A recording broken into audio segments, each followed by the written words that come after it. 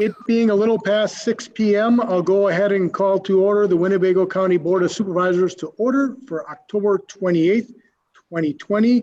The county clerk has confirmed the roll. All members are present except Supervisors Belante, Youngquist, Defferding, who will be late, Supervisor Newhoff, and Supervisor Warnke. Given we do have Did you say quorum, 6 or 4? there are currently 5 who are not currently present. Supervisors Belante, Supervisors Youngquist, Supervisor Defferding, Supervisor Newhoff, and Supervisor Warnke. Supervisor Defferding does plan to be here. He will be just a little bit late. Shiloh, he was referring to the fact that you said it was just past 6 p.m.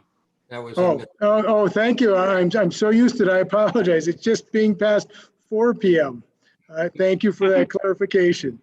So since we do have a quorum, we'll move on to the first item on the agenda, which is the Pledge of Allegiance, followed by the invocation by Supervisor Locke. If you could please all stand and join me. I pledge allegiance to the flag of the United States of America, to the republic which it stands, one nation, under God, indivisible, with liberty and justice for all. And now the invocation by Supervisor Locke. We seek your help with decisions today. Bless this meeting with your divine intelligence and help us to make the best use of our own. Thank you for being our source of guidance at this 2020 budget meeting for Winnebago County. Amen.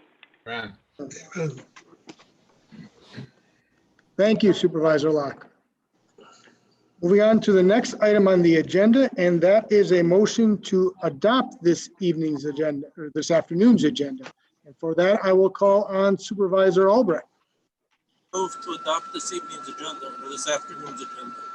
Second. There's a motion and a second to adopt this afternoon's agenda.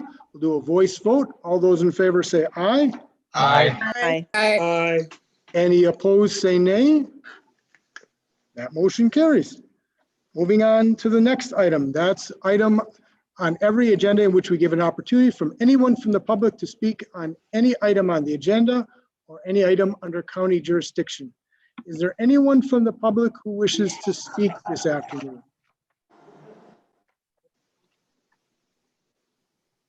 I'll call on Dr. Topol. Please go ahead, Dr. Topol. Thank you. Are you able to hear me? Yes, we can hear you. Okay, thank you. I'm responding as a member. Dr. Topol, could you maybe speak a little closer to the mic while we can hear you? It's a little bit hard to hear you. Okay, how is it now? That is better. Okay, thank you. I'm speaking as a member of the public. I do live in Oshkosh at 1476 Wellington Court, but I'm also speaking as your Director of Human Services. I wasn't sure I was going to be allowed to speak during the amendments, so I'm going to use 2 minutes to just basically go over 2 things with you. One is that the amendment for reducing the Human Services tax levy by $1.5 million is in fact a reduction of $2.3 million. Yesterday, I said that $800,000 was already needing to be reduced in order for me to assume a flat tax levy budget for this year or for 2021.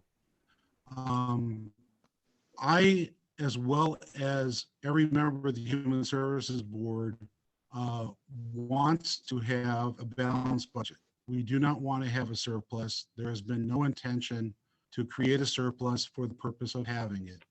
I believe that we were making reasonable reductions each of the last 5 years. If you look on page 380 of the budget book, you will see that in the last 5 years, 2 of those years, we received no increase in tax levy. And that was already a methodology to reduce the surplus. plan that I want to say again is for the next 3 years for Human Services to not have a tax levy increase, and we will absorb $800,000 a year of new salary and fringe and new provider expenses.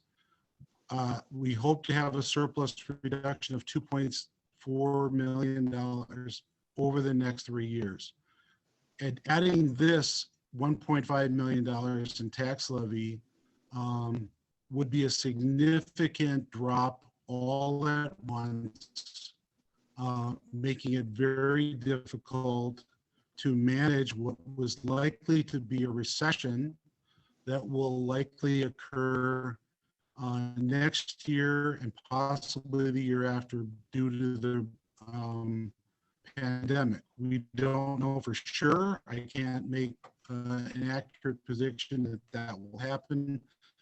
But when recessions happen, service demand goes up.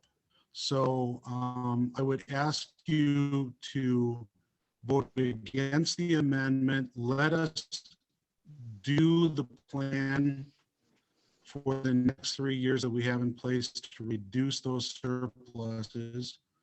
Again, if it's not happening quick enough in the next year or two, you can certainly make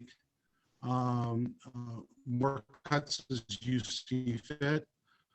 I want to also let you know, this is my last point, that reducing the tax levy by 1.5 million actually reduces 8.3% of Winnebago County's entire contribution to human services. Yesterday I mentioned 40% is what Winnebago County contributes, 60% comes from federal and state sources. By dropping the county tax levy by 1.5 million, you reduce Winnebago's contribution by 8.3%. That is very significant, all in 1 year. It would be better if this was spread out over a few years. If you want to bring it down, that would be an alternate suggestion I would have for you. So I just wanted to make those things. I could say a number of other things about it, but I don't want to confuse the issue for folks. And I certainly would be available to answer questions if I am called on and if I am acknowledged by you later on in the amendments. Thank you. Thank you, Director Tobel. Next, I will call on Supervisor Eisen, followed by Supervisor Powers. Please go ahead, Supervisor Eisen. Thank you, Mr. Chairman. Paul Eisen, 1807 Brighton Beach Road, Fox Crossing. I will vote to reject this budget as amended. I submit, number one, we are in a coronavirus pandemic emergency. This budget has not been apprised, this board has not been apprised of the COVID-19 measures affecting county agency, nor has it been apprised of the millions of dollars of federal and state grants. Nothing in the executive 2021 budget addresses COVID-19 emergency issues. The budget carries on as normal. On behalf of my constituents, I will not accept this shortfall. Number two, I have addressed an $836,000 padding to wages and fringes, dubbed the wage turnover savings and fringe turnover savings. and we get an amendment to increase this. Savings to add to the county surplus of undesignated general funds. Number 3, I have pointed out a 10-year overfunding the human services, leading to a projected $4 million surplus for 2020 and a shifting of staffing expense to rectify the overages of 3 years. I do not see $1.5 million human services reduction in the amendment that was presented. Number 4, in addition, I will point out a projected $39.2 million surplus in the undesignated general fund. An amendment is coming forth that does address this issue. I'm not a Tea Party advocate, nor am I a bleeding heart. I do believe our constituents deserve a fair deal, and a fair deal is a do-over, budget adjusted for the perils we are facing. Thank you. Thank you, Supervisor Eisen. Next speaker is Supervisor Powers. Please go ahead, Supervisor Powers. Thank you, Mr. Chairman. This is really just a clarification of Dr. Topol's comments. If you were watching the screen, he muted himself about 45 seconds before he was done talking, and yet his voice kept going. He sounded like he was drunk, and I can assure you his voice was being projected slower than he was actually speaking, because the last 45 seconds, his voice was still coming through, and yet his microphone was muted. There was something wrong. He is not drunk. He sounded fine earlier today, and but I know his voice sounded very strange. So it's just a point, like if you noticed, he muted his microphone, and the voice kept coming for another 45 seconds. So it was somehow in the system slowing his voice down. Yes, and certainly as we review that amendment, if there are individual supervisors who wish to call upon Director Topol for clarification, they will certainly have that opportunity. It was bad. I'll next call on Supervisor Albrecht. Please go ahead, Supervisor Albrecht. Well, I don't want to make any waves, but when one of our members was not a member, but one of our department heads was talking, I see a bottle of Tennessee sipping whiskey behind him. So I'm just going to bring that forward. It wasn't Dr. Topol, but somebody had a bottle of Tennessee sipping whiskey on the shelves. Thank you, Supervisor Albrecht. Seeing no other call-ins, just one last time for the public. Is there anyone else from the public who wishes to speak this afternoon? We'll go ahead and close that portion of the agenda. We'll move on to the next item, which is reports from committees, commissions, and boards. Any reports from any committees, commissions, and boards? If so, go ahead and raise your Zoom hand. Seeing none, we'll move on to the next item, which is the County Board Chairman's report. So first, just to clarify, Supervisor Defferting does plan to be as a part of the meeting today. He was just running a little late, and he wanted everyone to know that. Supervisors Belante and Supervisors Youngquist did ask to be excused this afternoon. And then just to make sure everyone's on the same page in terms of the process this afternoon. So as has been the case ever since Monday, the current resolution on the floor is the 2021 budget. So there was a motion and a second on Monday. So now we've done the reviews. We essentially are continuing the discussion about that 2021 proposed budget. There have been 4 amendments that have been offered for consideration. We would go and debate and consider each one in succession and vote them up or down. If they are approved by the board, then they would automatically be included in the budget for 2021. If they are denied by the board, then they wouldn't, and those portions of the budget would stand as they currently are proposed. Once we're through all 4 amendments, Then we would officially do a vote on the budget as amended. So in other words, the proposed budget along with any amendments that we would approve this afternoon. That would be our final vote this afternoon.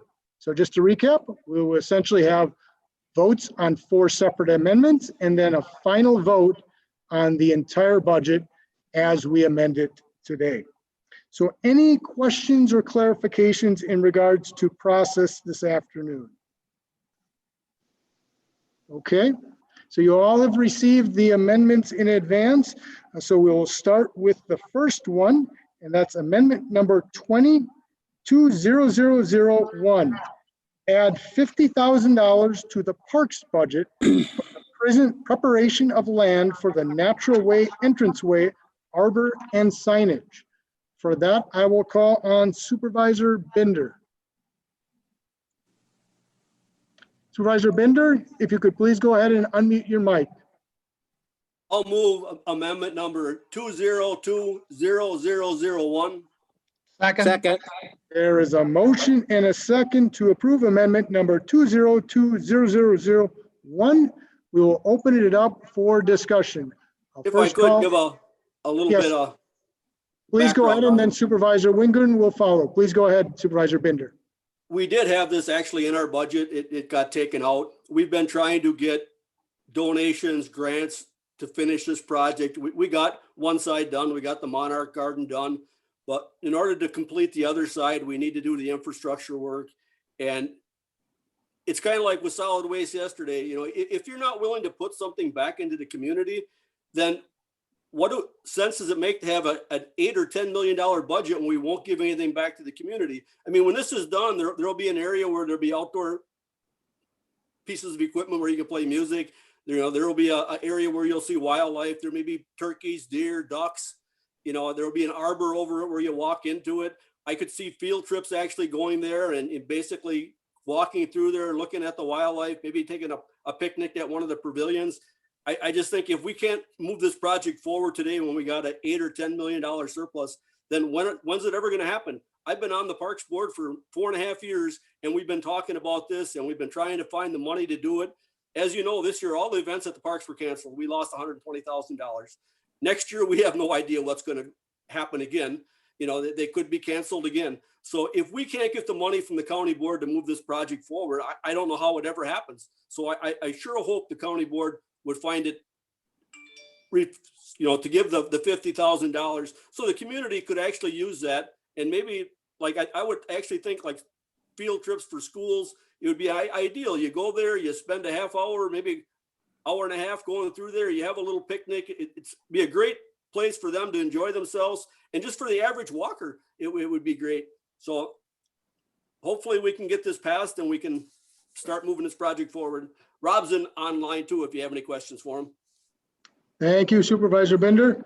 Originally, I saw Supervisor Wingren, but I think he lowered his hand. If I'm incorrect, Supervisor Wingren, just certainly, I do see his hand now, so I'm going to call and recognize Supervisor Wingren, followed by Supervisor Snyder. Please go ahead, Supervisor Wingren. Thank you, Mr. Chairman. I just have one question. Could you be specific? Where is this proposed project? And the two, I guess you've sort of answered, why wasn't this part of the budget originally? Supervisor Bender? It actually was part of the budget originally. Mark took it out of the budget. We did propose it in the budget, so it was in there. And it's like when you first come into the park, you go to parking lot like 1, it goes through there to the fitness area. And there's a big sign there. It says basically natural way. And, you know, the Monarch Garden is off to the left. And then off to the right, there's basically ponds that are basically eroding the trail. We just spent $2.5 million putting that trail in. And it's about 2 feet from washing out the bottom of that trail.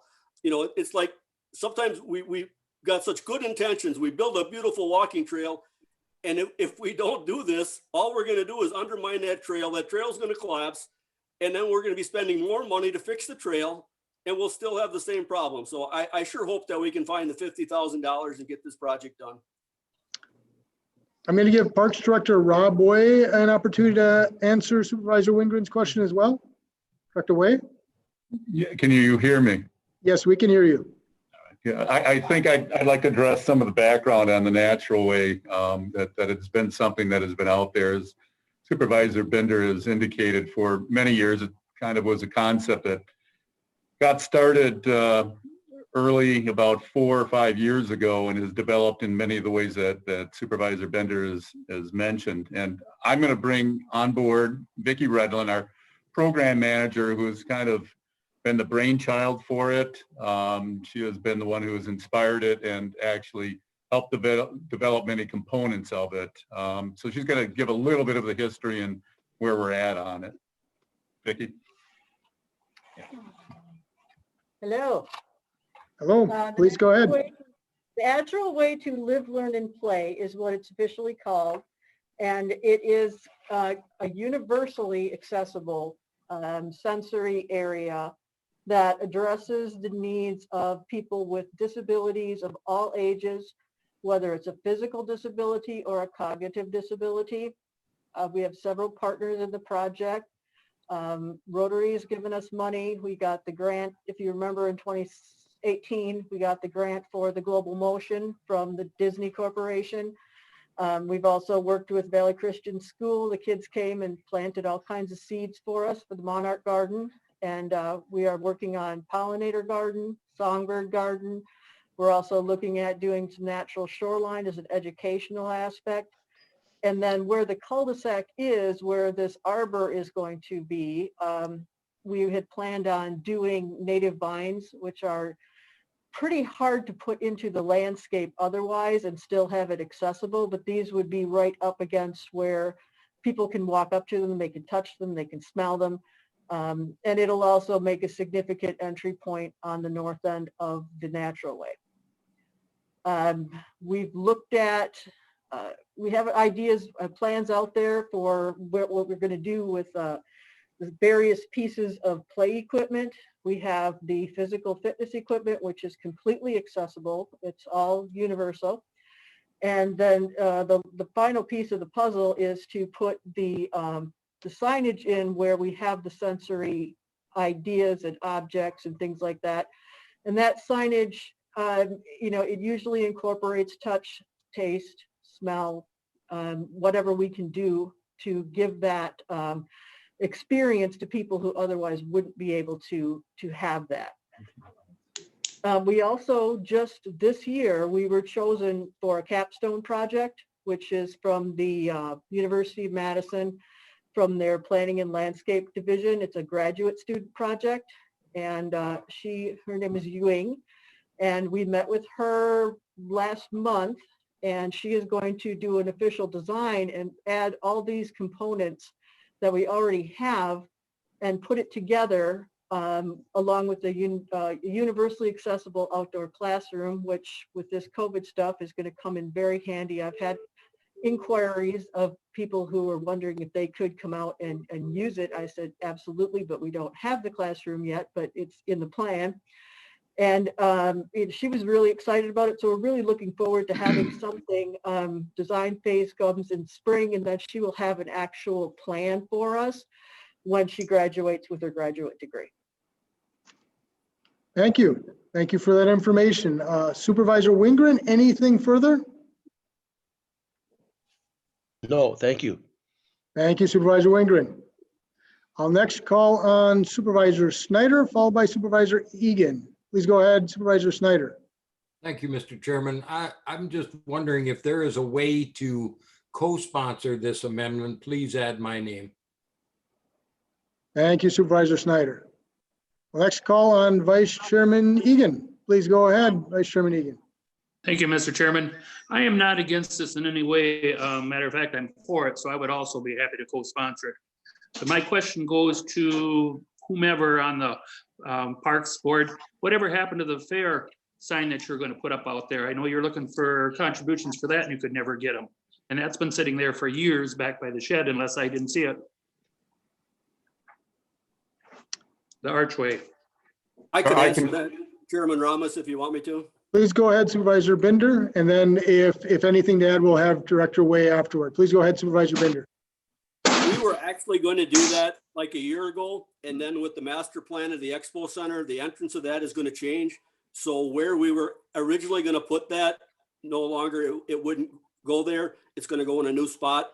So it is still every intention of the parks to put that arch up. And every meeting, I'm always looking when that arch is coming, because there's nobody wants that arch up more than me, you know, and I keep getting that, you know, we're waiting on the master plan. We're waiting on the master plan. And I will do everything I can to get that arch up. I think it's an essential piece of history and it needs to be put up.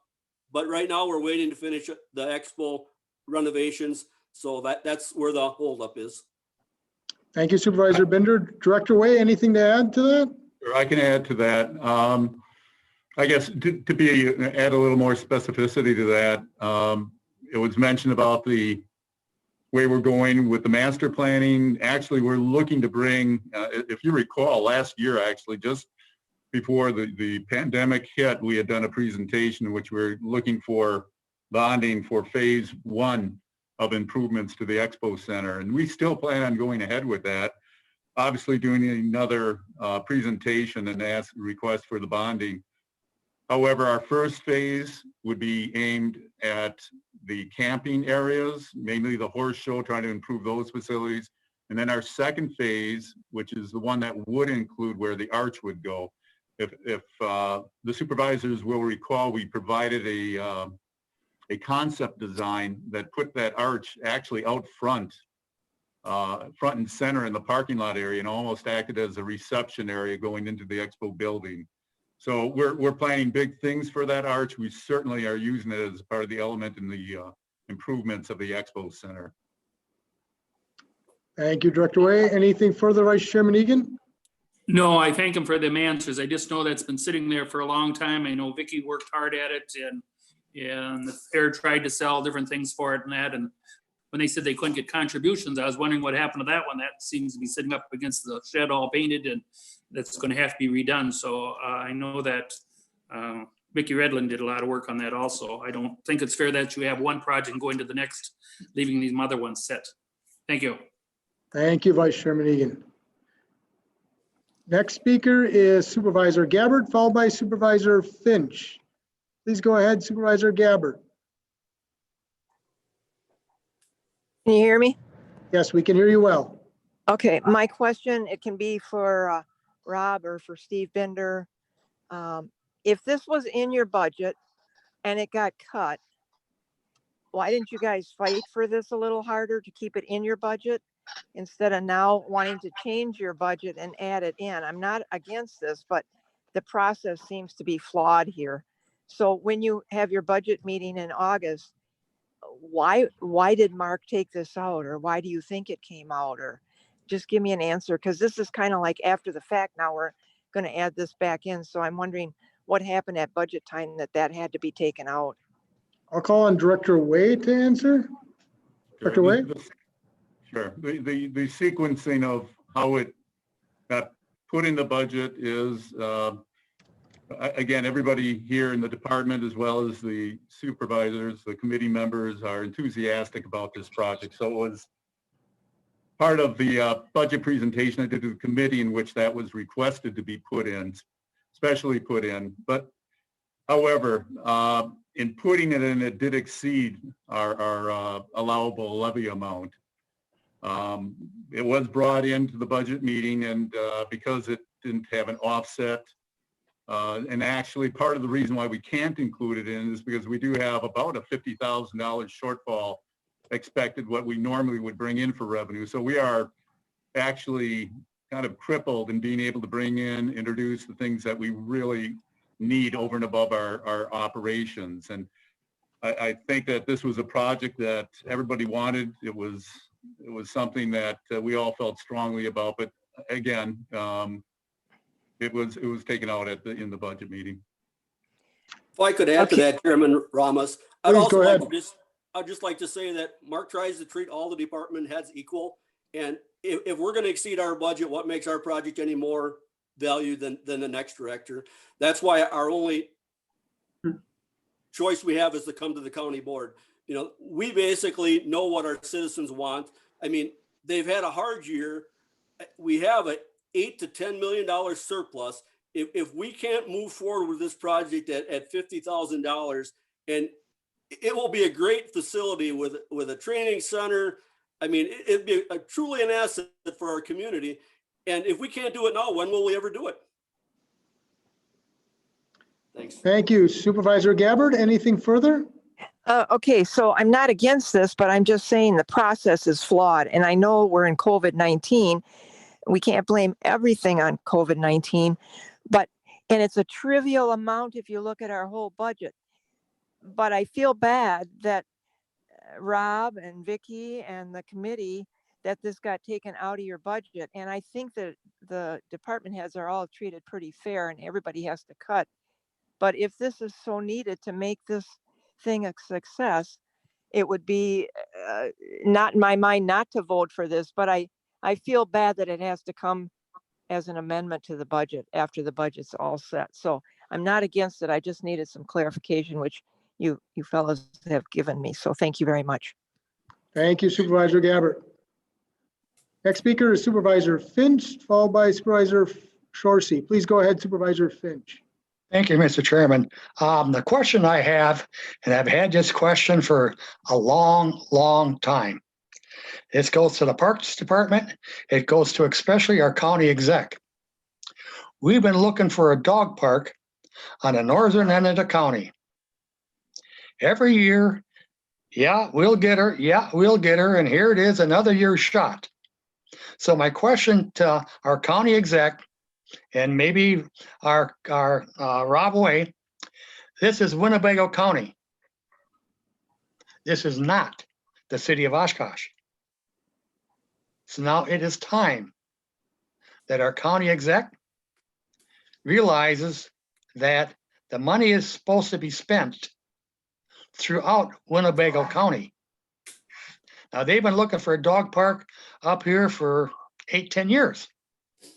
But yet here we sit, no dog park, no this, no that. And I think it's time that our county exec starts taking care of Winnebago County and not just the city of Oshkosh. Thank you. Thank you, Supervisor Finch. So that we keep the focus right now, the discussion on the amendment at hand, let's go through the others who wish to speak. And then what we'll do is after we're done with this amendment, we'll ask Director Way to give an update on the dog park. Okay, so we'll make sure, Supervisor Finch, that we do that. We'll finish up with this amendment specifically, and then we'll ask him for an update. So next, I will call on Supervisor Shorsey. Please go ahead, Supervisor Shorsey. Thank you, Mr. Chairman. I have a few questions, and I think probably depending on who can answer them best will be the appropriate person. So first of all, and I guess this is for Rob, how does the natural way, entranceway, arbor, and signage fit in the parks master plan?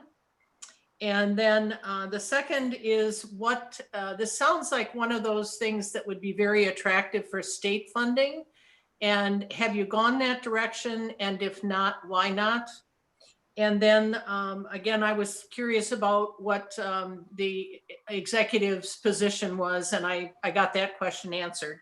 So just those two questions then regarding how it fits with the master plan and what we've done to look beyond just local small grants into the more substantial grants that come from the state. Thank you. Dr. Way? Sure. To the first question, formally it was not put in the master plan because it post dates when that plan was done up, and that involved, again, everyone should recall the improvements to the road and the shared use path. The natural way was part of that. Specifically, the arbor comes as a component of it, and actually it came out of a cooperative effort that we're looking to band together with a key player in the whole design of the park through the years has been Rattler Association Associates out of Stevens Point, and specifically Jeff Balling, who played a major role starting way back in '98 and through various planning phases of it. And I bring him up because Rattler associates have, they lost Jeff. Well, it's going on 3 years ago now, I think. And they proposed doing something special in there, and we came up with the arbor as a feature. And he played part in the planning of the natural way as well. And that the firm is dedicating their engineering, the engineering of the arbor to the project, about $5,000 worth of services. So that kicked off the project. So specifically having been put in the master plan, no, it was not. It came kind of as a outgrowth of the natural way process. I'm going to let Vicki Redland kind of address the financial components. She'll go over what we have done in attempts to get some funding. It didn't carry over into any state funding, but maybe she might be able to fill you in on what we are attempting to do. Okay. As far as state funding goes, if you're looking at stuff that comes through like the DNR and that kind of stuff, Right. there isn't really an avenue for what we're doing. We tend to do a lot of things that seem to be more innovative than what is the norm. So what I did is I've gone to numerous foundations. I have gone to like the Disney Foundation. I've gone through the NRPA, WPRA, which are the state and national organizations for parks. And I have done the presentation for the Natural Way to probably a dozen community organizations. I can probably do it in my sleep now. And I've gotten, smaller donations here and there. There aren't a whole lot of them out there, at least as far as, local. I've done some like the Walmart Foundation, WPS, and these are very, very competitive grants. I'm not a grant writer. I do the best I can, but I've learned a lot in applying for the smaller ones. So yes, there is a couple of them that they do take a lot of work, but one of them is the Christopher Reeve Foundation, and they do entire areas for people who have disabilities.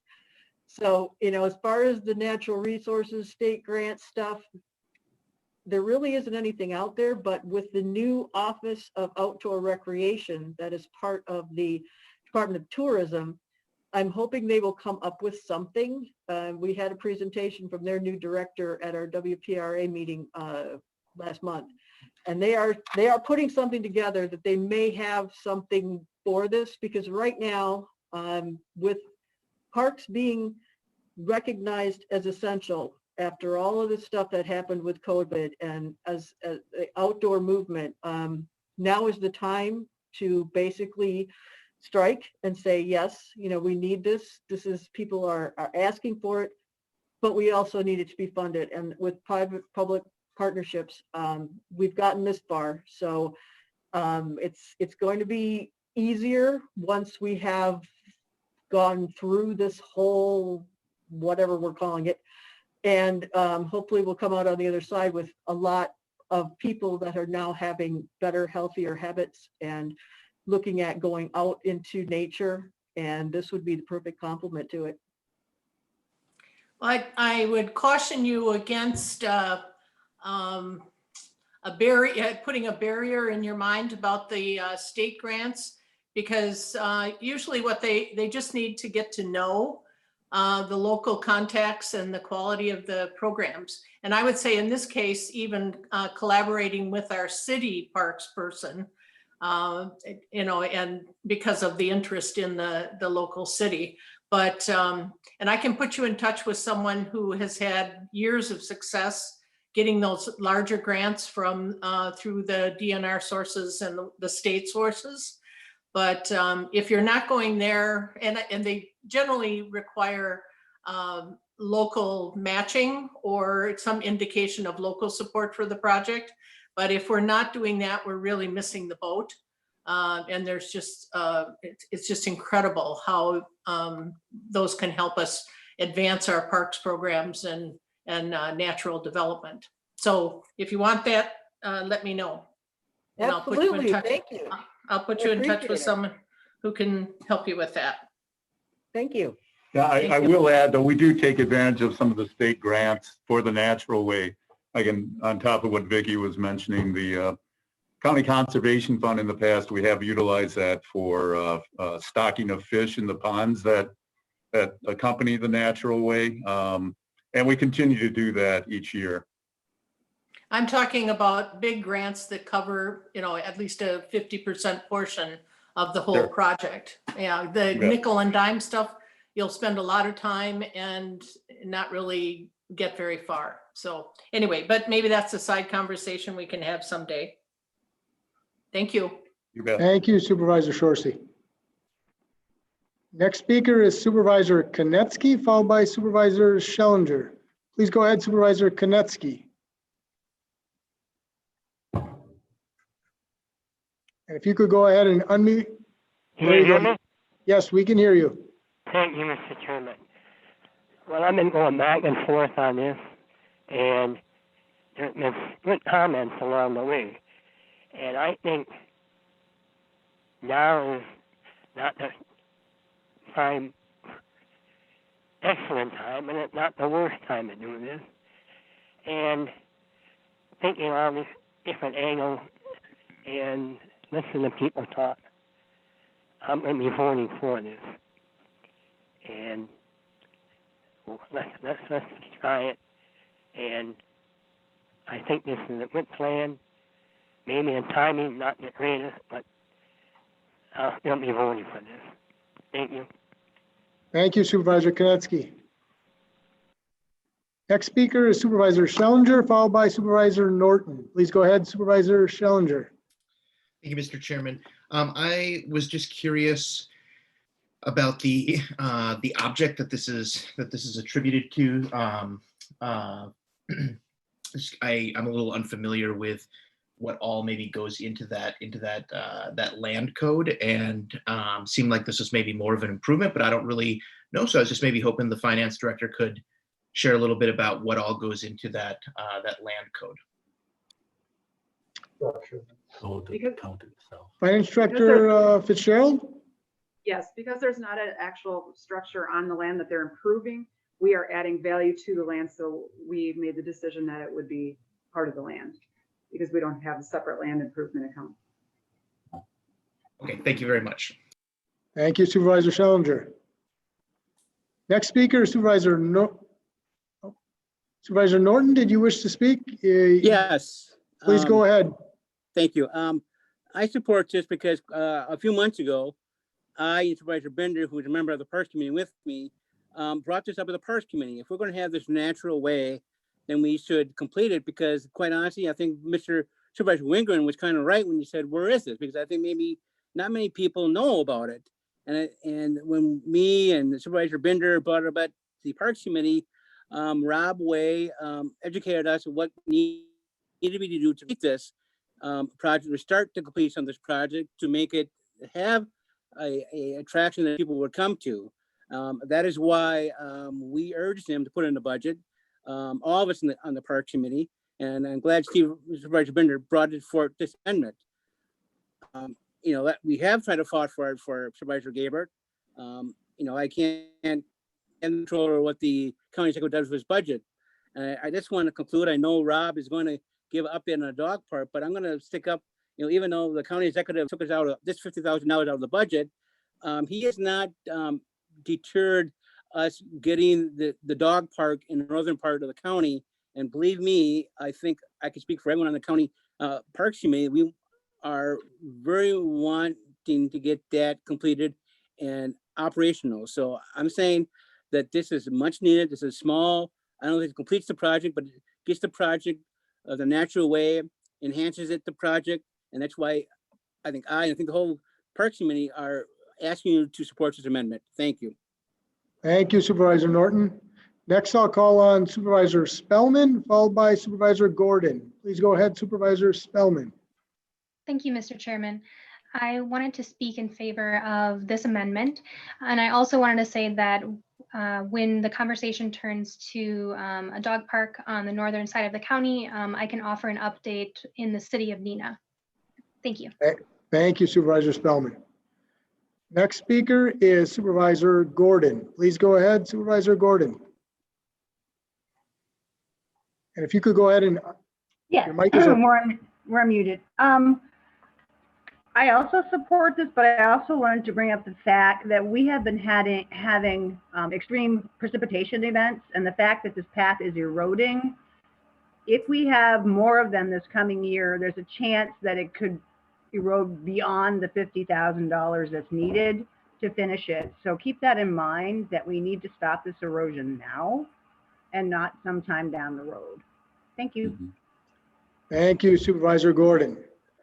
Seeing no other call-ins, we will go to a vote on amendment number 22001 at $50,000 to the parks budget for the preparation of land for the natural way, entranceway, arbor, and signage.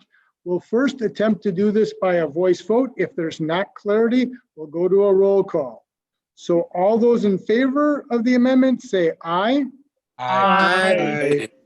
All those opposed say nay. No. Nay. So that motion carries. So that amendment is now added to the budget that we will vote on later this afternoon. So we're going to move on then to the update in regards to the dog park. Supervisor Finch had asked for an update. I'm going to call on Director Way. Once we're done with the updates in regards to the dog park, we'll move to the second amendment. Please go ahead, Director Way. Sure. There's a long story behind where we're at. I could fill you in and probably occupy time for the next 15 minutes, but I'm going to skip ahead to where we're currently at because we are making progress, substantial progress. It's picked up just recently within the last 2 weeks. We have met, or I have met with the representative of the Village of Fox Crossings. Let me back up. For those who don't know where the proposed dog park site would be, it's at the corner of Ellers Road and Jacobson Road, up in the just off of 41, off to the east side. The railroad tracks would border it on the east side of the property. It's about 4.5 acres. Is currently held by the DOT as a remnant property, and we're looking to pick it up from them. Matter of fact, they would like to release it at no cost to us. Now, to update you on where we're at, I just met with a representative of the Village of Fox Crossings. It was necessary to have him go over as a representative of the street department, in particular, whether our access road going into the site, as well as our fencing, our proposed fencing line would line up within their right-of-way, whether they would give us permission to put those features within their right-of-way in perpetuity. We were successful. He did approve it. It's not officially approved, and that is the next step in my taking it to the Village of Fox Crossings formally into probably their planning zoning committee, and ask for approval and again an agreement that would be drawn up to recognize that we're encroaching in their right of way and that we can do so in perpetuity. He saw no problems with it. I don't anticipate any problems, but that's the next step in the process. After that, we'll be looking as far as the survey map that'll have to be drawn up once everything is approved and be included as part of the agreement for the deeding over the property to the county from the DOT. So there's several steps yet to be reached before we even entertain the development phase of the project. I wouldn't expect that to get started until early to late spring of 2021. So the board will be going through a process, an approval process of a couple different things, including the deeding over of the property, the accepting of the property from the DOT. Thank you, Director Way. I see a few call-ins. I'll call on Supervisor Powers, followed by Supervisor Spellman. Please go ahead, Supervisor Powers. Thank you, Mr. Chairman. I attended several parks meetings early in my tenure on this board in April, May of 2016. I know we've been looking at a dog park for that long and probably longer. I also know that the dog park that we have was put where it's at, it's in the middle of the county. It may technically be in Oshkosh city limits, and I don't know that for sure, but it is in the middle of the county. And there are people who live in Neenah who can get to the dog park faster than some people who live in the southern part of Oshkosh. And I really resent this sort of waving a flag and trying to have a civil war between the north part of the county and the south part of the county. We're all one county. We have a dog park. We've been looking to find one or a space for one in the northern part. No one's ignoring Neenah, Menasha, Fox Crossing, or any of the other parts of the northern county. And I really resent this coming up at virtually every meeting, and how the northern part of the county is being left out for Oshkosh. I don't think that's the case. We've been trying to find a place for years. And we're all one county. Let's try to act like a whole county and not we're in the north and we're in the south. That's my only comment. Thank you, sir. Thank you, Supervisor Powers. Next, I'll call on Supervisor Spellman, followed by Supervisor Wingren. Once we're finished with Supervisor Wingren, we'll plan to go to the second amendment since we're deviating a little bit to give an opportunity with this update. So Supervisor Spellman, please go ahead.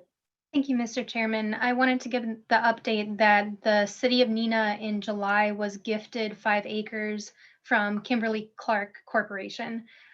So they're planning to put a dog park by the Neenah Police Station and the community gardens there. It was planned to be completed this fall. I'm not sure on that progress, but the Neenah Parks Department would be happy to answer any questions about that. Thanks. Thank you, Supervisor Spellman.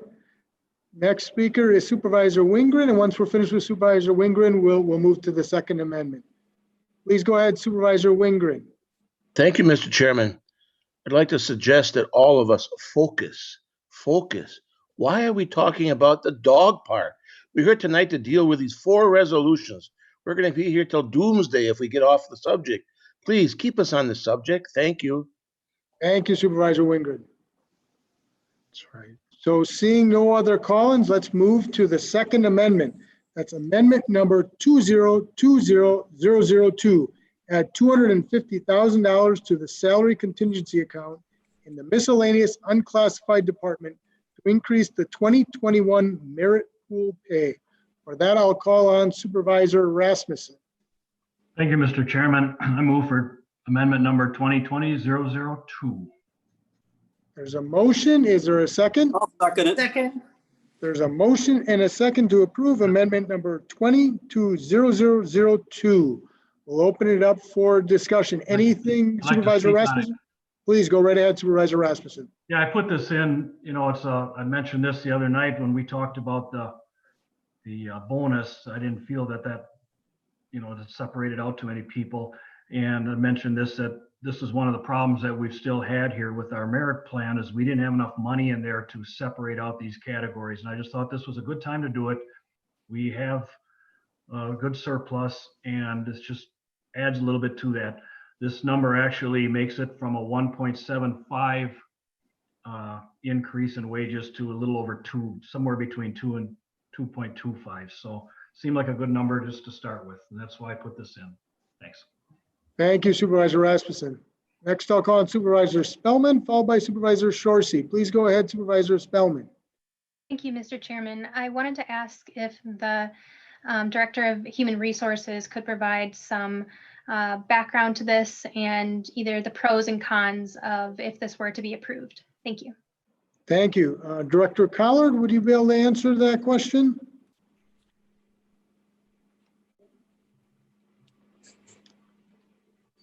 I'll go ahead and give an opportunity for the finance director to answer that question. Dr. Fitzgerald? Sure, I know Mike's on, so I'll be waiting for him to, can you hear me? Yeah. Yes, we can hear you. This will take our merit pool was going to be $830,000, and this is going to bring it up to a little over $1 million. And Mike, I see, are you unmuted now? I'm having computer difficulties. Do you hear me? Yes. Yes, we can hear you now. I'll let you answer this then. Please go ahead, Director Collard. Thank you. I apologize. I'm having some technical difficulties here today, trying a couple different ways. But when we started preparing the budget, I made a recommendation that we should keep the average merit pay increase relatively low. The budget is prepared starting in develop certain budget assumptions. One of those would be the average pay increase that we'd use. At the time, the most recent data I had was from May of 2020, and the economy was looking very bleak due to the coronavirus. And I expected that would have a major impact on the labor market, in that I didn't expect wages to be rising in 2020. That was the best information I had at the time. I thought inflation would be very low, if existent. And in fact, the inflation rate in May of 2020 was virtually zero. So taking those factors into account and expecting an impact on the labor market, I thought that it would be appropriate to keep the pay rates in the same category. In other words, have no increase in our minimum raise, in our minimum starting pay for different job categories. I'm not sure I'd make that same recommendation today. In fact, I don't think I would, because the economy has, on the employment side, showed a quicker rebound than expected. And unemployment rates have returned to fairly low levels. And again, we're having more difficulty recruiting. So I feel a little better with a little bit higher wage range, which would militate in favor of the amendment.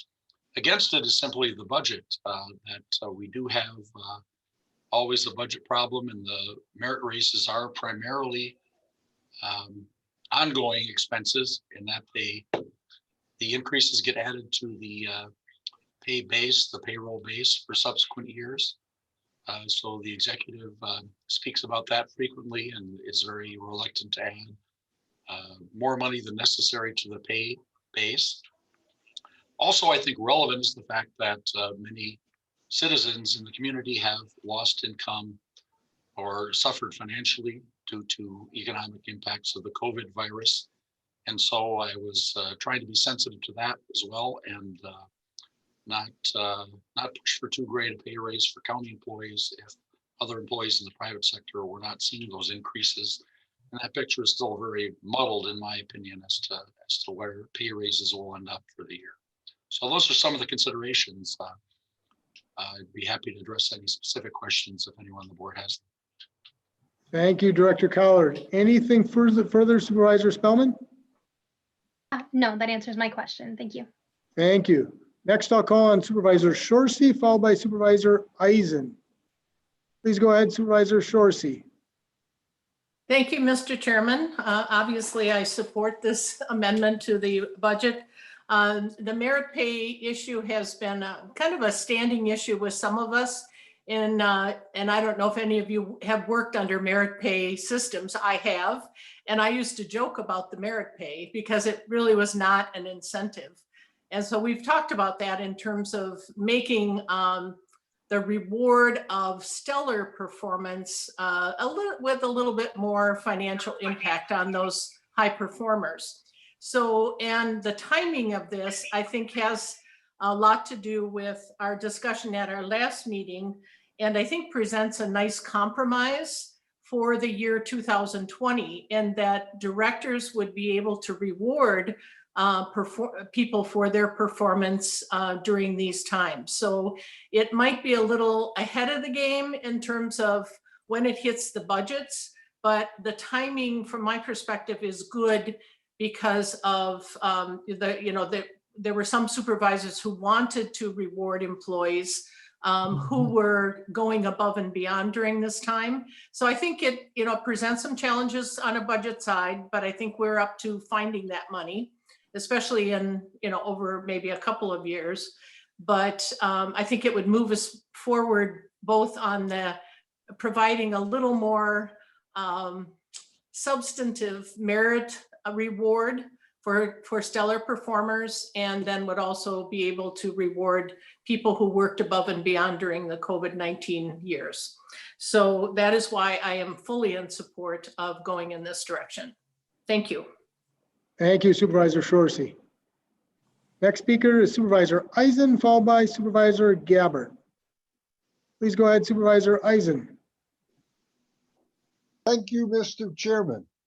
I don't mind putting extra money into the merit raise system. But what I might suggest in the future, and this would satisfy some of my dissatisfaction with the wage turnover issue, to do as the state of Utah had done. I crossed that in my research of the wage turnover issue. They had appropriated their wage turnover excesses into and funneled them into their merit pay program. And that might be something that our human resources department and the personnel committee might consider in the future. I have an expectation that the wage turnover issue will be passed, but I have an issue the way it's set up now. However, if you designated that wage turnover money, instead of going into the general fund, put it towards something like this. That's all I have to say. Thank you, Supervisor Eisen. Next speaker is Supervisor Gabbard, followed by Supervisor Bender. Please go ahead, Supervisor Gabbard. Okay, I'll start with some facts, and my other colleagues on the board, you'll understand this, but 30% of the county employees have been working from home. People in Winnebago County know that have lost their jobs in the private sector and probably are not going to get their jobs back. They are taxpayers. They are looking at the county employees, and this has been mentioned to me time and time again. The county employees kept their jobs. Yes, they were under stress, so were we. We got laid off. Our company may not come back as fast as it should. All sorts of things are going out on the web, if you want to put it that way, on Facebook and such. So I want you all to be sensitive to the private factor of employers and employees out there that have had a lot of stress also. So now you're asking for this, and I'm going to support this because I think we need to do something about the merit pay and stellar performance. There are people that work for the county that have done a stellar job. And I always thought the merit pay kind of shortchanged some of those people. So I'm going to support this, but never, never forget the private sector who are also taxpayers, but don't have a job, may never have a job, are struggling right now. But this budget is critical to what they are paying for taxes. And I think it's a pretty good budget for where we are. So I'm going to vote for this because I am in favor of jacking up that merit pay kitty, because I think that's very important. So that's all I have to say. Thanks. Thank you, Supervisor Gabbard. Next speaker, Supervisor Binder, followed by Supervisor Albrecht. Supervisor Binder, please go ahead. I want to commend the two supervisors that brought this forward. I thought about doing it myself, but after last month, I was a little gun shy. And I think our employees are second to none. And for the first part of my working career, I worked at Mercury and I worked on a production line. And if we were shorthanded, the motors didn't go out the door, they didn't make the profit. But when you work in a healthcare field, the people need to be served.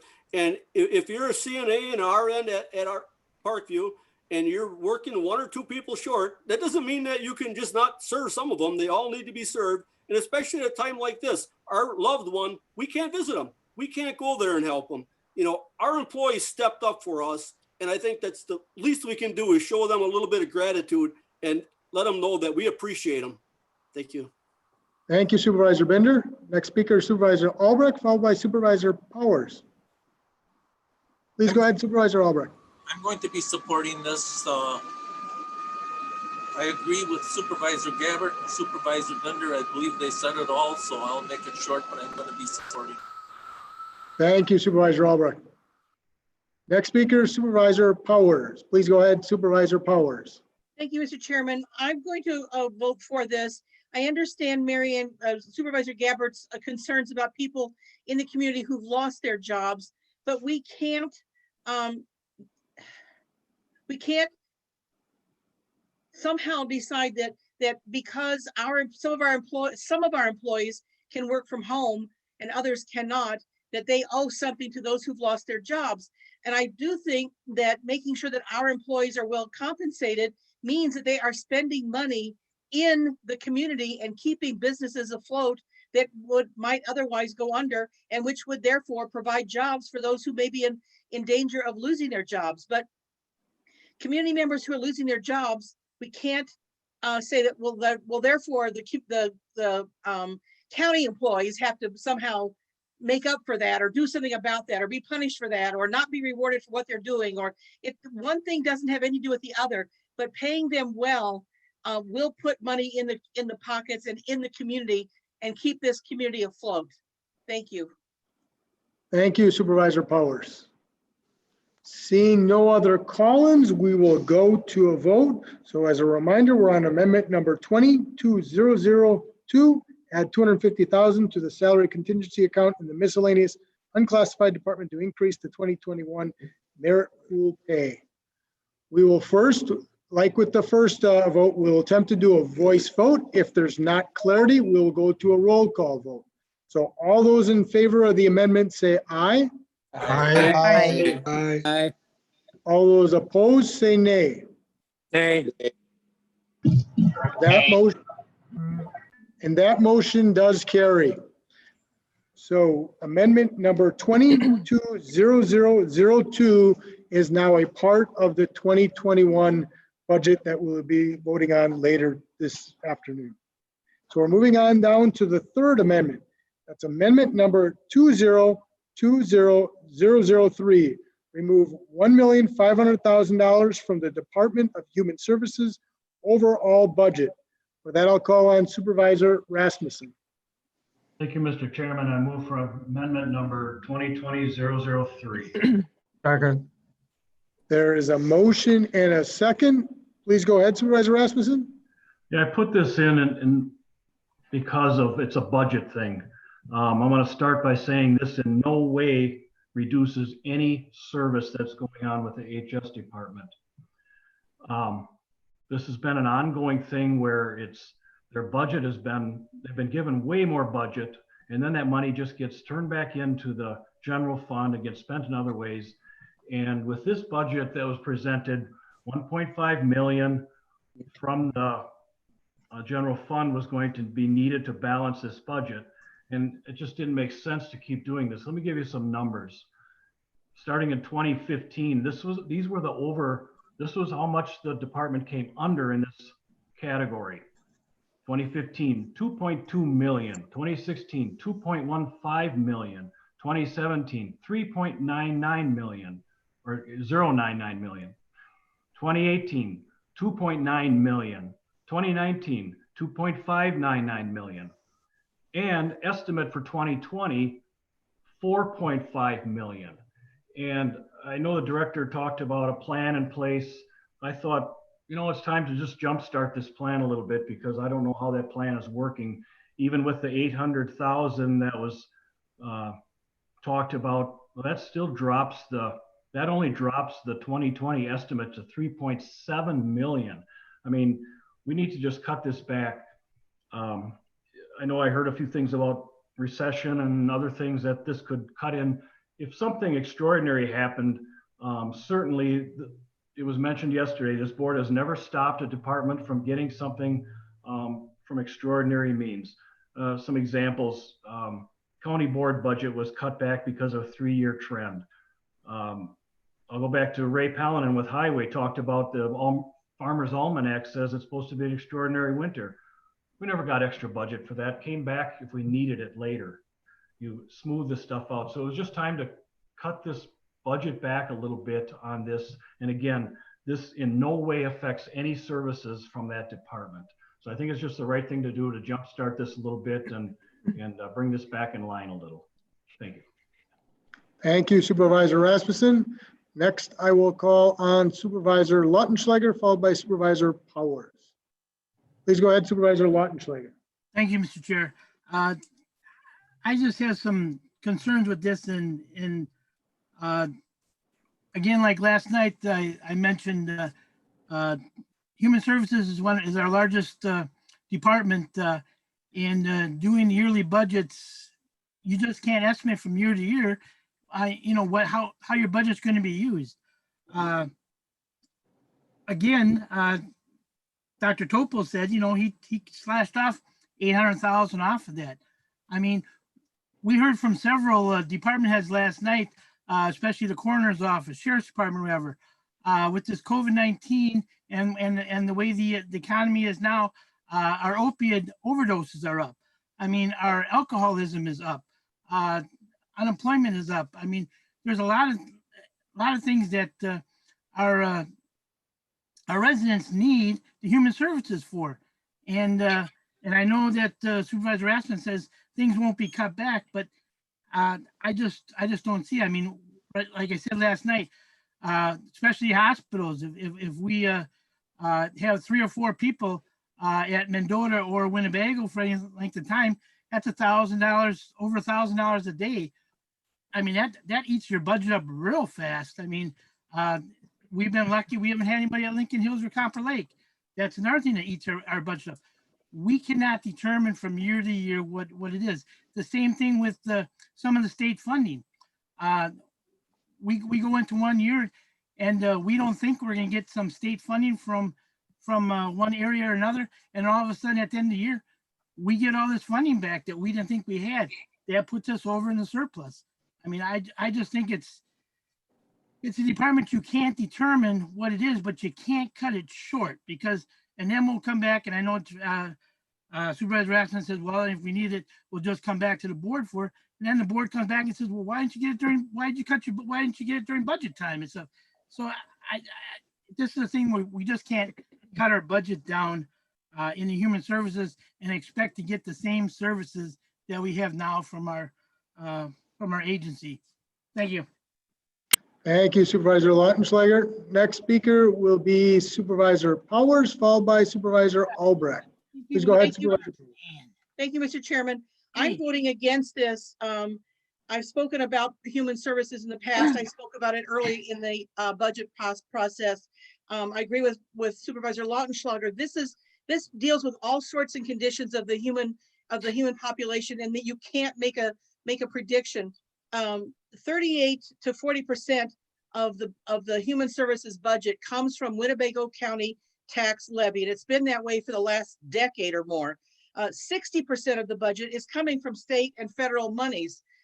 Yes, if there's a shortfall, the county will figure out some way, the board will figure out some way of paying for it. But that does mean that Dr. Topol is back at the county board every month with asking for a transfer of funds. And I don't think we really want that. The $1.5 million really, as he said, represents a 2.3 million, because he's already given back 800,000. And the plan that the Human Services Board put in place at the beginning of the year was on target for the first 2.5 months. Then the pandemic and the shutdown happened, and vendors who were supposed to be seeing clients could not see them anymore. There was no face-to-face contact. So that changed in how we were able to bill out. I mean, how we were able to pay out things, because those people are not able to visit clients. But that's not going to be forever. And I think we should give the 3-year term, the 3-year plan a try, and not cut back 1.5 million. And there's no indication of where this 1.5 million is supposed to go. What is it you want to do with that? Where do you want to, there's no holes that we're trying to patch up. I feel like it's my own opinion. It feels vindictive to take money away from suffering people for no particular reason. You get the money back if we have it, if Human Services hasn't used it by the end. They're not trying to build up a slush. They're just trying to meet their day-to-day operations, knowing that sometimes the state and federal government takes a year and a half to reimburse for something that's been done. That's on the long shot. Sometimes it's 8 or 9 months, but it can be as much as 18 months to get reimbursed for services through the state and federal government. I don't want to see anything get cut. And I think that's all I'm going to say. Thank you. Thank you, Supervisor Powers. Next speaker is Supervisor Albrecht, followed by Supervisor Shorsey. Please go ahead, Supervisor Albrecht.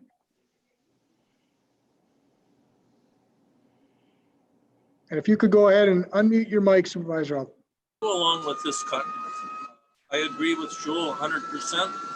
Through all the years, the biggest share of all the our budget being over by so many millions came from social services, and this is an additional 1.5 million that they won't miss again. And he said next year he's going to start to cut it, and like Joel said, I think start right now, and it'll be a saving to the taxpayers of Winnebago County. Thank you. Thank you, Supervisor Albrecht. Next speaker is Supervisor Shorsey, followed by Supervisor Norton. Please go ahead, Supervisor Shorsey. Thank you, Mr. Chairman. This is a question for both Mark Harris and Vicki Fitzgerald. Could you just comment, if we do this today, in terms of the overall levy, are there any cautions about doing this and how it affects the levy? And my concern is one of the things that's been affecting efficient communities is when they underspend and then they get into financial problems being able to accomplish what needs to be done in the community. So that's kind of my mindset. I know enough about the details of levy to be dangerous, but if you two could just kind of bring us up to speed on the impacts on the levy and if there would be any effect or not. Sure, if I may start. Please go ahead, Director Fitzgerald, and then we'll have the Executive Harris. Okay, if I may start, we this year with debt service levy can take up to $70.212 million of levy, and I am taking every bit of that. In addition, I am applying $1.5 million of the general fund balance, $440,000 of the public health fund balance, and I believe 40,000 of the property list, excuse me, 20,000 of the property listers fund balance, and 2.95 million from Parkview's Parkview's fund balance in order to balance my budget. So if we did take anything came off of this 1.5 million, it would just reduce what I'm applying of the general fund balance. I will lose no levy because I'm already taking the maximum levy and applying fund balance. Does that make sense? Yes, it does. Thank you, Director Fitzgerald. Anything further, Director Fitzgerald, before I call on Executive Harris? No, I just wanted to make sure they knew whatever we're doing today is only affecting what I'm applying of fund balance and adding and subtracting. I'm not touching levy because I have maxed it out. Just want to make sure everyone understands that. Thank you, Director Fitzgerald. I'll next call on Executive Harris. Am I unmuted now? Yes, you are unmuted. We can hear you. Very good. I do have concerns with this cut. The expenses in the human service area have been pretty accurate in all these budgets. What's been different and caused the surpluses was changes in the amount of money the human service area was receiving from intergovernmental revenues from federal state sources. For instance, this year's large surplus is in part because we're able to bill part of our human service payroll to the CARES Act. That won't be there next year. But I want to point out how good the Human Service Department has been with their budgets. And there's two factors here. If you look at on page 380 of your budget books, you'll see that in 2016, they had about a 1.7% increase. But because they started having these surpluses, they got zero increase in their levy in 2017 and 2018. So they basically were making up any increase in payroll and benefit costs out of their operations, and they were seeing that.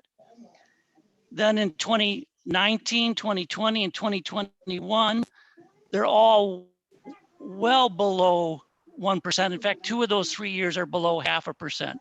So we've already been trimming the human service budget in small increments. And to human services credit, whenever they have a windfall in revenue, it has resulted in a transfer to the general fund. And that general fund is being used to subsidize other departments. And also to build up a balance that we can use to call bonds or to pay for capital projects instead of using bonding. And but the thing that worries me the most about this is that Dr. Topol's been so good about returning any windfall to the general fund. This is sending a clear message to Dr. Topol that he should spend that money or he'll lose it and he'll be harmed in future budgets. The other thing is that whole period of time was a period of, that's not at this end, that the other conversation, but whenever he's had surplus revenues and been able to save on the levy, he's returned that to the general fund. Now you're sending him a message that if he has some sort of windfall that he should spend it, that he'll be punished in future years for having it. This will cut back on benefits. This will force him to pull 1.5 million out of line items in his budget. Now, in a crisis situation, he could eventually get that restored through the board. But he's got to go through 3 committees, and you're probably talking about 2 months time or more. Also, we had a series of years in which the economy was improving. That tends to make the intergovernmental transfers grow. And now we're on the precipice of a recession. I mean, we can clearly see that business activity is about to decline, and the demand for human services operates inverse to the economy. So I think this would be a serious mistake. And another factor that's being misrepresented, I mean, it would have to come out of line items. It would cut what the department feels like to budget for human services. But in addition, this would not save the taxpayers even a penny, because this money is not reducing the levy. This money is being used to reduce the draw on the general fund. And we actually have other amendments that are trying to push the county to apply the general fund to the size of that surplus. This would actually be boosting the size of that surplus and would take away discretion from Dr. Topol. Thank you. Thank you, Executive Harris. So just Please go ahead, Supervisor Shorty. So I understand from all of that, that basically we would just be wiping out the need to transfer $1.5 million from the general fund if we approve this, as opposed to taking it out of the human services budget, correct? Well, this takes it out of the human service. This takes it out of the human service budget and reduces the draw on the general fund. On the general fund. Okay, thank you. Yeah, those are the. Thank you, Supervisor Shorty. Thank you.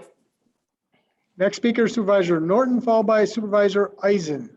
Please go ahead, Supervisor Norton. Thank you, Mr. Chairman.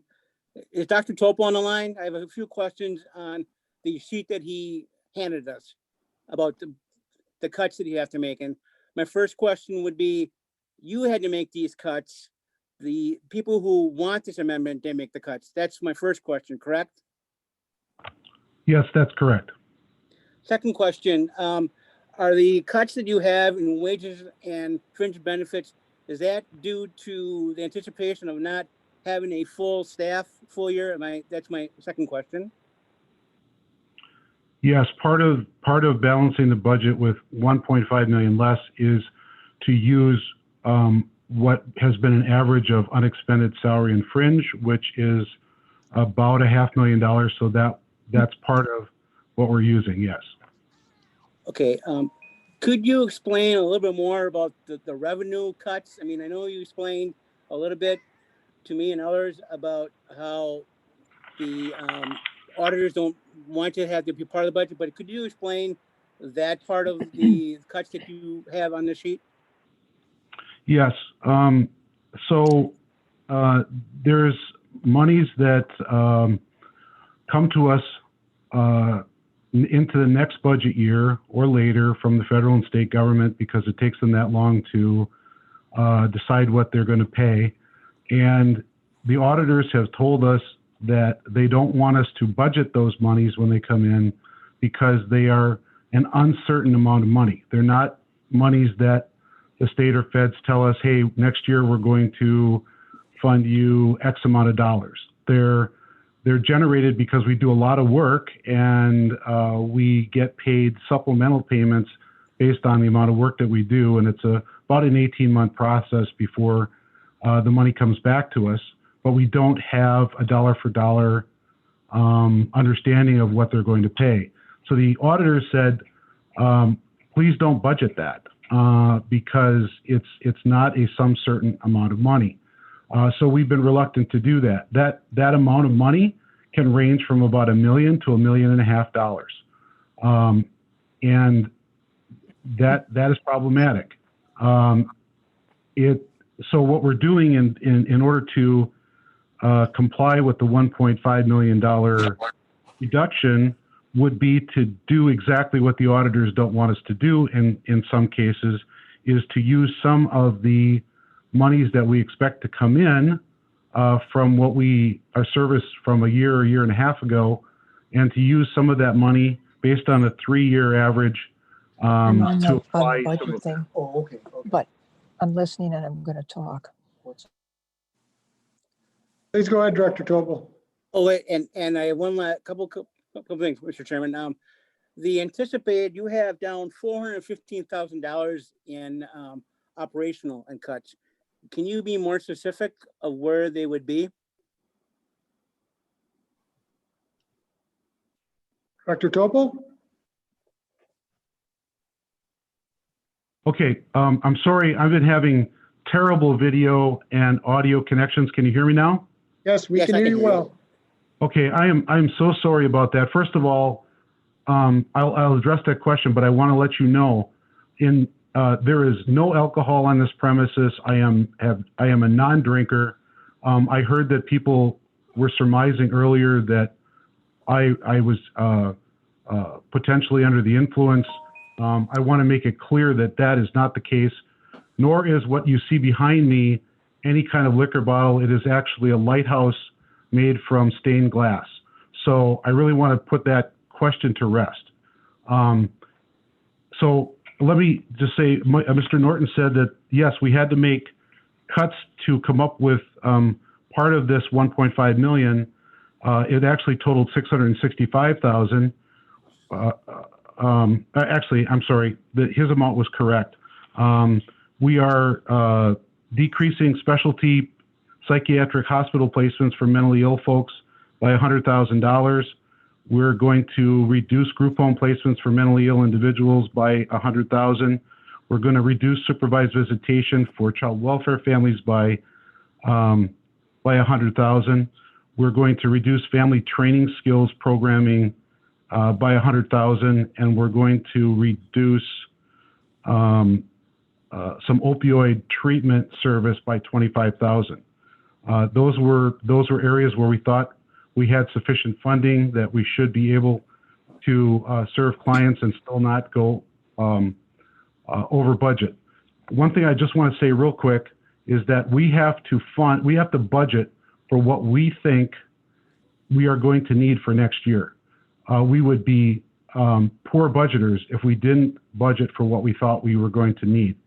Sometimes you guess high, sometimes you guess low, but there has been no attempt on anyone's part here to try to create a surplus. And I just want to get that out there for people. Also, one other comment, please, and that is that the reason that the surplus is so high this year, by probably 2 million or more higher than it would normally be, is because we weren't able to pay providers because they weren't available. Therefore, they don't use the contracted money. Therefore, we have a huge surplus based on COVID as the reason. So at least a good half or more of the surplus this year that was quoted has to do with not being able to find or have providers to do the work that we need them to do. Thank you. Thank you, Director Topol. Supervisor. Mr. Chairman, based on the fact that the county executive told us that any money that is unspent gets returned to the general fund, a fact that one of the supporters of this made last year when a similar amendment came proposed, and also the fact that if this passed, this would not reduce the levy any amount.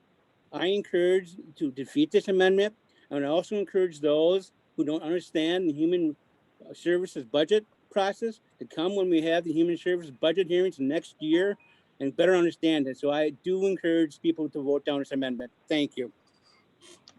Thank you, Supervisor Norton. Next speaker is Supervisor Eisen, followed by Supervisor Finch. Please go ahead, Supervisor Eisen.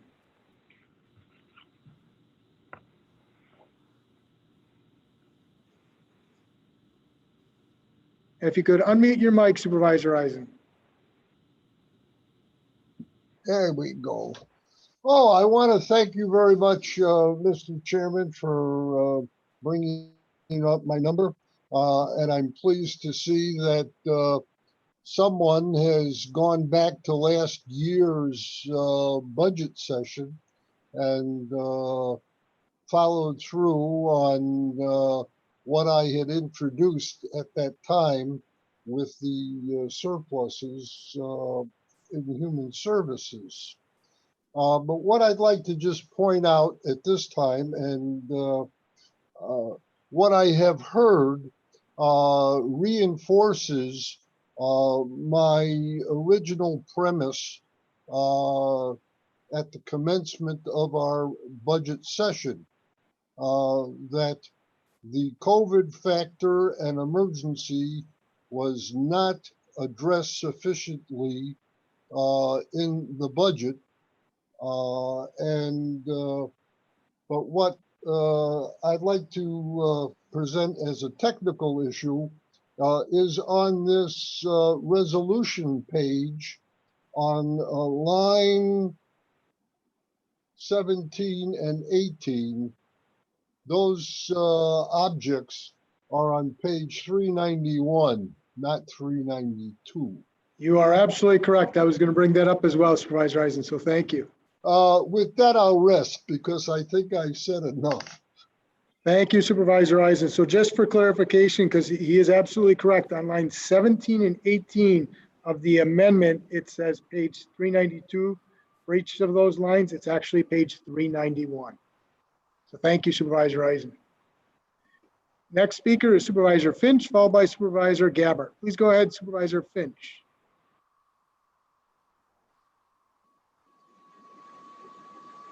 And if you could unmute your mic. There, I think I did. Yes, very good. Okay. Please go ahead. The reason I'm coming in is I think human service is one of the most important departments that the county has. I believe we should help all people of the county. There are some people that they just haven't had the help that others have. And for us to not turn around and help, we're not doing our job. So I truly feel that if anything else, we are here to help everybody in Winnebago County. So I am hoping that there'll be no problems taking care of the services of human service. There, I think I said enough. Thank you, sir. Thank you, Supervisor Finch. Next speaker, Supervisor Gabbard, followed by Supervisor Fari. Please go ahead, Supervisor Gabbard. I have a question for Dr. Topol. If we have a prediction of 4.6, let's just say it's a prediction, surplus, is your intent, as you have in the past, to put some of that back into the general fund? Dr. Topol? Yes, the entire amount of surplus every year goes back to the general fund. None of it is kept by human services. That's what I thought. Okay, thank you. Thank you, Supervisor Gabbard. Next speaker is Supervisor Fari, followed by Director Topol. Please go ahead, Supervisor Fari. Thank you, Mr. Chairman. Can you hear me? Yes. Let me start by thanking Mr. Rasmussen for his due diligence here, going back 5 years and demonstrating the surpluses from this department. Obviously, it is to me obvious that this cut will not jeopardize the function of the department, the services they provide. It will simply and most definitely just minimize the amount of carryover that they are supplying or putting into the undesignated fund balance. So I applaud Mr. Rasmussen for his effort, and I do intend to support this. I think it needs to be addressed. Thank you, Supervisor Pari. Director Topol, I'll call on you. First, I'm going to give Supervisor Wingren and Supervisor Nussbaum. Oh, it doesn't look like with Supervisor Nussbaum. He lowered his hand, so I'll call on Supervisor Wingren. Please go ahead, Supervisor Wingren. Thank you, Mr. Chairman. We're here to do the budget. What is a budget? A budget really is a number of goals with numbers attached. But these are people we're talking about, not objects, not numbers or lines in a budget document or a budget book. These are sometimes voiceless, helpless people who need our help. These are our neighbors. These are our relatives. These are our fellow human beings. If we don't help them, what the heck is our government here to do? If not them, who? These are real human beings who play by the rules, who do what is right, and who every now and then have a need that they just can't deal with themselves. And we're here as a safety net for them. That to me is the number one priority of government: public safety, public health, and well-being. So to cut or not to cut is not even a question. The answer is of course not. No. Thank you. Thank you, Supervisor Wingren. I'll next call on this issue. Supervisor Wingren. I asked for a vote on this issue. Yes, we will do so. Thank you. I'll next call on Supervisor Binder, and then I will call on Director Topol after that. So Supervisor Binder, please go ahead. My question would be for the finance director. What would be the difference in interest earned if we leave the money in human services or we put it in reserve fund? Do we actually earn the same amount of money? So it's really nothing more than a numbers game, or will we make more money if we put it in the reserve fund? Finance Director Fitzgerald. Thank you, Chairman.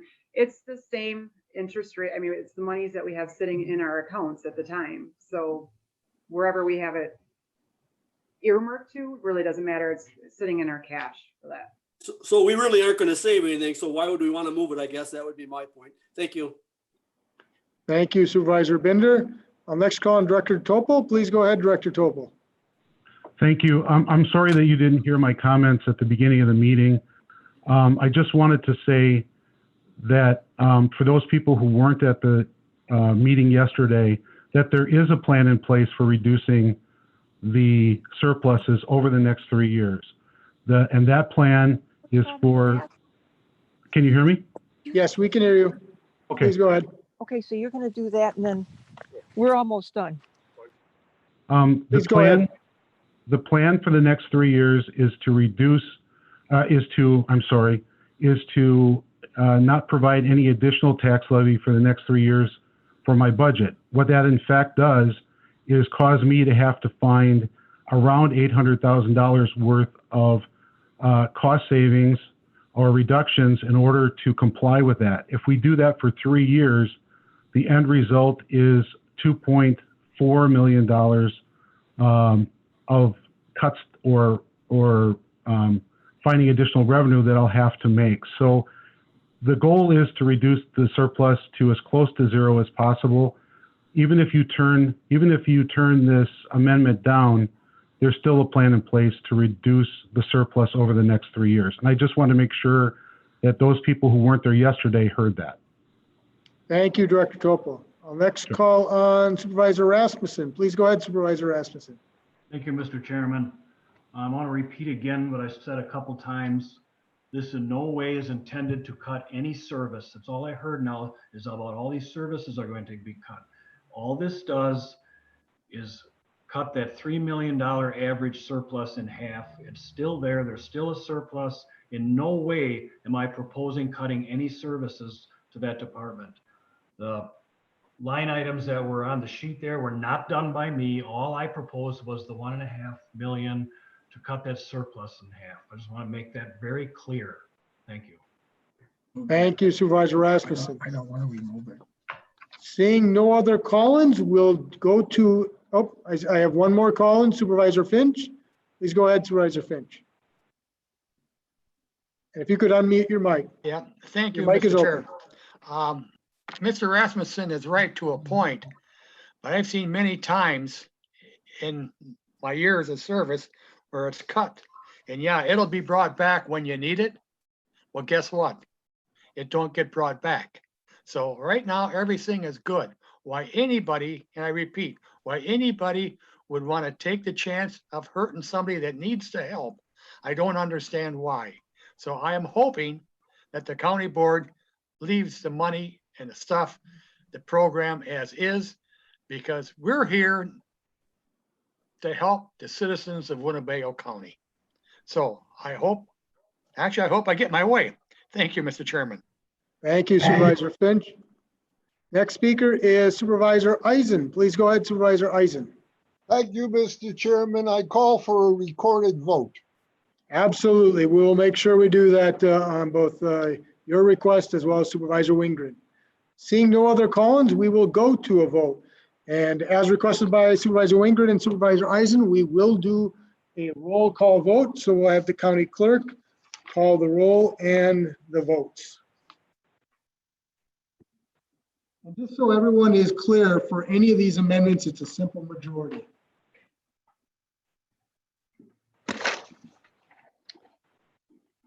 Supervisor Kanetsky.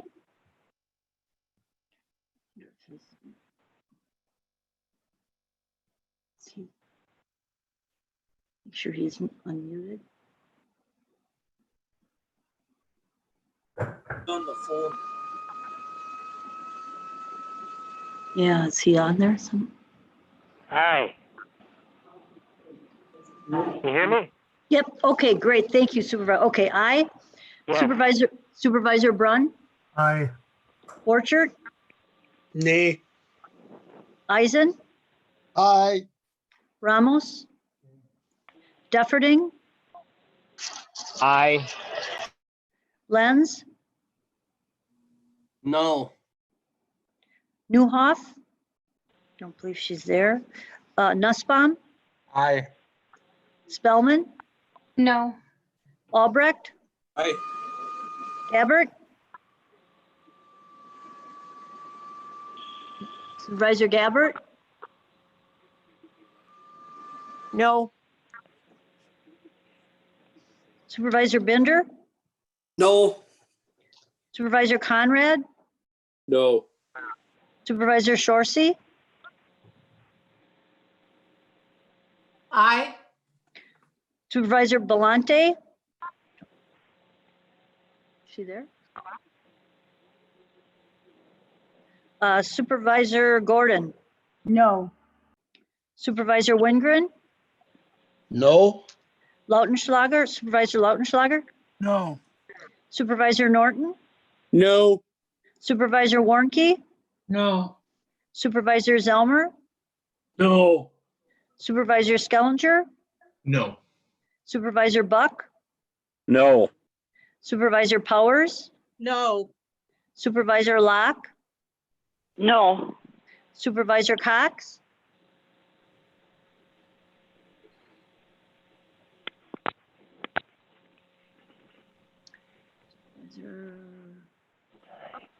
Yes. yes, okay. Supervisor Finch,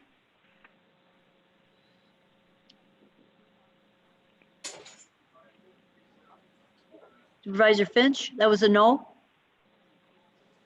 Okay, all right. Supervisor Youngquist, I don't believe is present. Supervisor Fari, Yes. Supervisor Rasmussen, Yes. Supervisor Keller, No. Supervisor Egan, No. Supervisor Ellis, No. Supervisor Snyder, No. Supervisor Jost. No. Okay. Is there anybody that did I miss, Julie? I think we could hear everybody. So 1, 2, 3, 4, 5, 6, 7, 8, 9, 10.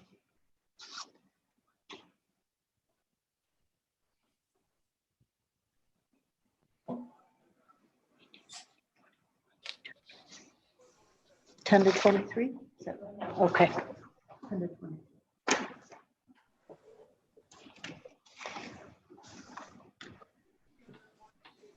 By a vote of 10 aye and 23 nay votes, that amendment does not pass. So it will not be included as part of the budget.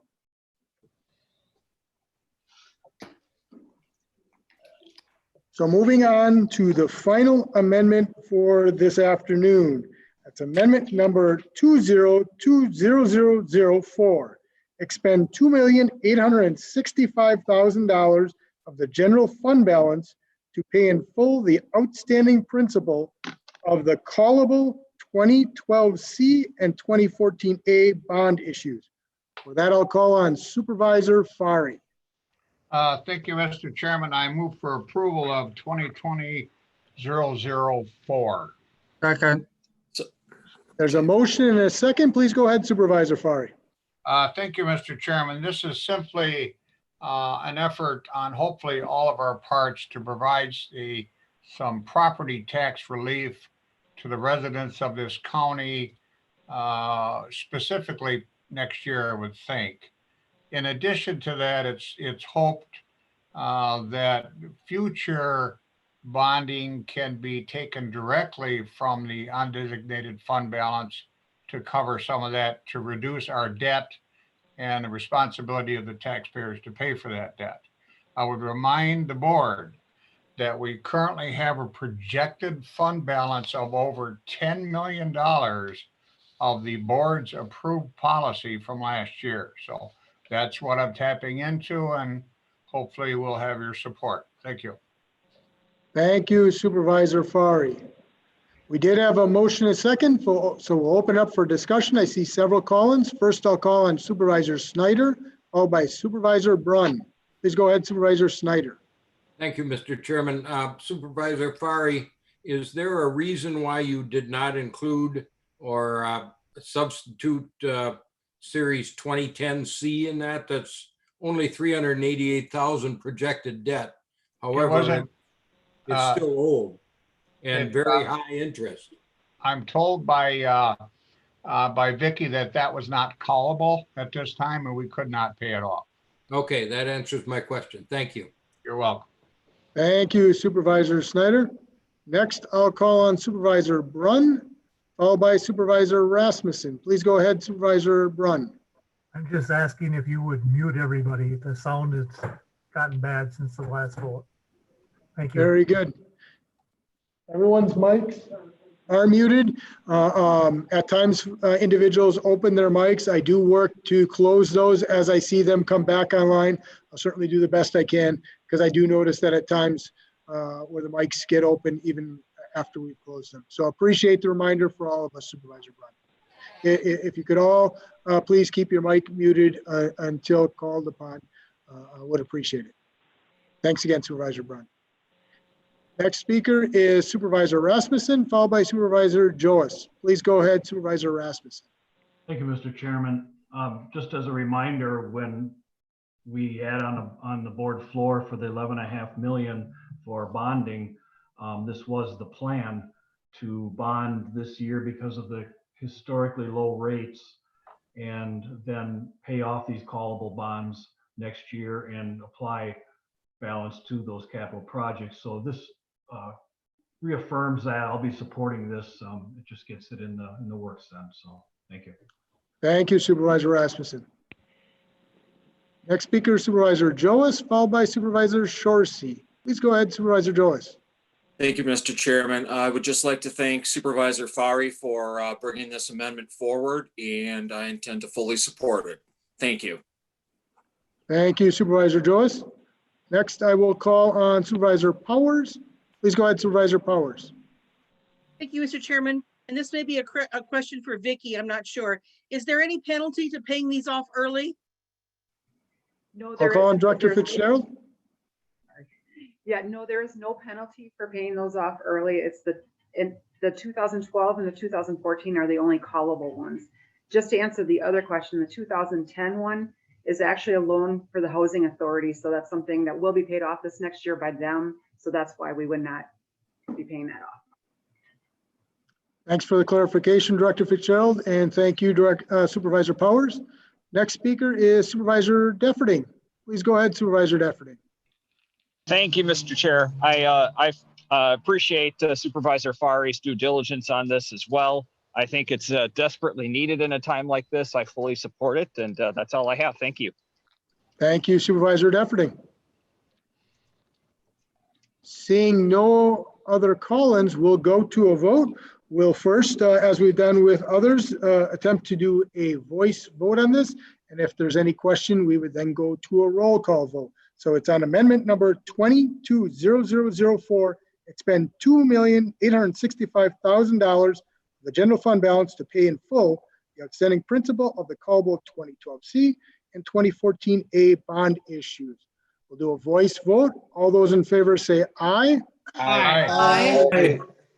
Any opposed, say nay. And that motion carries unanimously. So that concludes our amendments for this afternoon. So on the floor is the budget now as amended with the amendments that we passed this afternoon. So I'm going to call on Director Fitzgerald. Please go ahead, Director Fitzgerald. Chairman, I just wanted to note now with all the resolutions that have passed, we started out applying $1.5 million of general fund balance. I'm adding $50,000 from Amendment 001.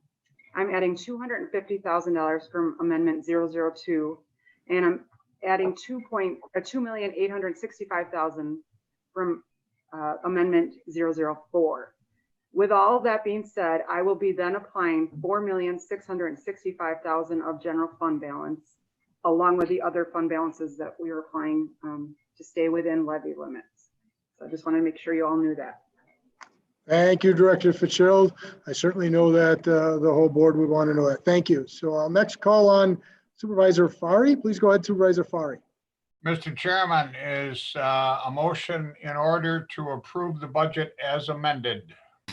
So actually, there's just for clarification, everyone, there's already a motion and a second to approve. Now we've approved the amendments, so we actually don't need another motion. We would go directly to a vote for the 2021 budget as currently amended. Thank you. Thank you. Any further questions or call-ins before we proceed to a vote on the 2021 budget as amended? Call on Supervisor Eisen. Please go ahead, Supervisor Eisen. Thank you, Mr. Chairman. I'm not satisfied that we have fulfilled our obligation to our constituents by providing emergency COVID-19 assistance. And I think that passage of a emergency COVID budget combined with an aggressive program of public education in respect to the health officer would have been a substantial benefit to all involved, relieved the doubters, and given us a better path of achievement. I will vote no. Thank you, Supervisor Eisen. Next, I'll call on Supervisor Wingren. Please go ahead, Supervisor Wingren. Thank you, Mr. Chairman. I want to thank you for conducting this in a very professional, good way, and for the department heads and the county executive for their help in preparing a very difficult budget. I also want to remind the board that if you vote no, you're basically saying, let's shut down the county government. Let's close Parkview. Let's close Human Services. Let's not plow the roads this winter. So I would like to ask for a recorded vote on this. Very good. We will do a recorded vote on this. So we will do a roll call vote with the county clerk. She will call each district and you will be voting on the 2021 budget as amended based on the approved amendments this afternoon.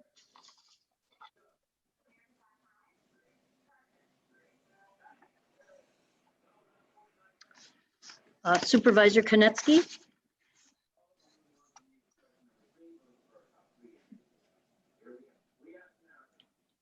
Supervisor Brunn. Aye. Supervisor Borchert. Aye. Supervisor Eisen. Nay. Supervisor Ramos. Supervisor Defferding. Yes. Supervisor Lenz. Aye. Supervisor Newhoff. Supervisor Nussbaum. Aye. Supervisor Spellman. Aye. Supervisor Albrecht. Aye. Supervisor Gabbert. Aye. Supervisor Binder. Aye. Supervisor Conrad. Aye. Supervisor Shorsey. Aye. Supervisor Belante, I don't believe she joined us. Supervisor Gordon. Aye. Supervisor Wingren. Aye. Supervisor Lautenschlager. Aye. Supervisor Norton. Aye. Supervisor Warnke. Aye. Supervisor Zelmer. Aye. Supervisor Challenger. Aye. Supervisor Buck. Aye. Supervisor Powers. Aye. Supervisor Locke.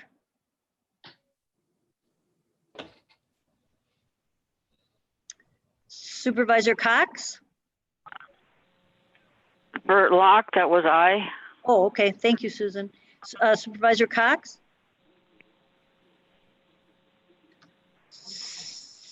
Okay. Supervisor Finch.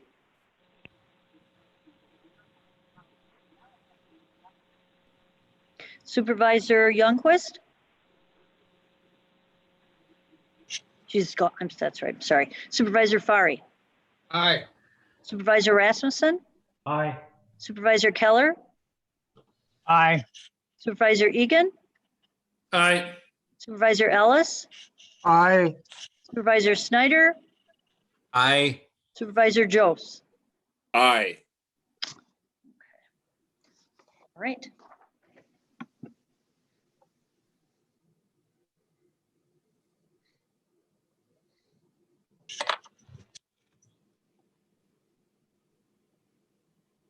$29 to 1. Is that what you have? Okay. So that amended motion carries 29 aye votes and 1 nay vote. So we do have an There's a adopted. hand up. There's a hand up, Mr. Chairman. Yes, I'll finalize the vote. So we do have an adopted 2021 budget by a Mr. 29. Chairman, there's a hand up. Yes, I'm finishing up. I'm going to change my vote from no to yes to make it unanimous.